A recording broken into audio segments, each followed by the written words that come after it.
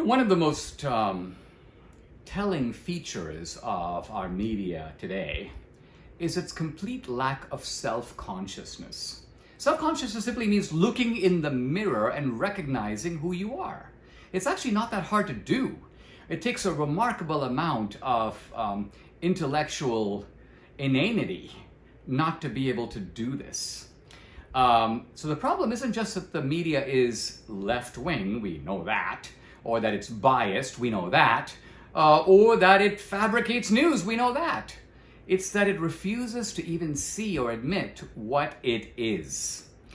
And I'd like to illustrate this principle by focusing on a very kind of interesting and somewhat comic representative of the media, namely Jim Acosta. Now, Acosta is one of the strange birds of the modern media. CNN has a few of these. Acosta could get a run for his money by Brian Stelter. I mean, that guy, I'm not even sure is from planet Earth. He looks sort of like a tough mafia guy, but then his voice is like Mike Tyson. It's really difficult to concentrate on what he's saying. The problem with Acosta is totally different. You know, sometimes you see a 3-year-old or a 4-year-old and you go, wow, that's a little man. That's an infant with a fully grown man's face. Well, Acosta to me is sort of the opposite. He's sort of a overgrown fetus. He has a sort of infantile face, which of course seems to go with a completely infantile mind. And here we see him in a very classic mode, in a kind of mad aggression against Trump. This is sort of his staple, and here we see him being, as only he can, Jim Acosta. No, not you. Not you.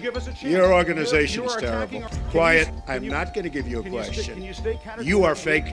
Since you attacked CNN, can I ask you a question? CNN is fake news. I don't take questions from CNN. Let's go to a real network. You know, one of our female colleagues could go after me, that would be great. What does that mean? I think it would be great if a female... What does it mean?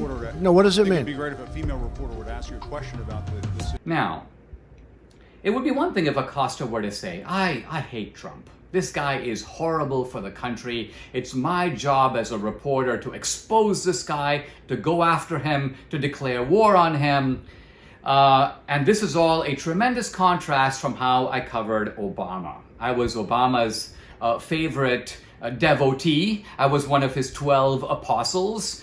He was the Messiah. I was constantly in sort of genuflection mode. Everything he said was a miracle. But no, Acosta insists that he covered Obama with the same critical toughness that he shows toward Trump. Here's Acosta. When I covered Barack Obama, I was just as tough on him. People might not believe that. You weren't. They didn't like you either. They didn't like me either. Universally disliked. I am, yes. Now let's see if Jim Acosta was telling the truth.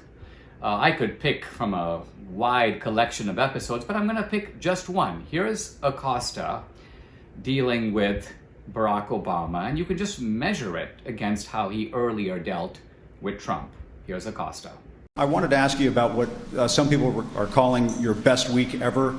Last week, you had 2 Supreme Court decisions supportive of the Affordable Care Act and of gay rights. You also delivered a speech down in Charleston that was pretty warmly received.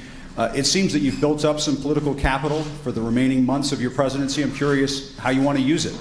What hard things do you want to tackle? Okay, I think the message is very obvious. What we have here is a massive double standard, a double standard that would be to some degree tolerable if there was a modicum of honesty about it, but there isn't. These people aren't just left-wing, they aren't just biased, they don't just make up news, but on top of it, they are massive liars.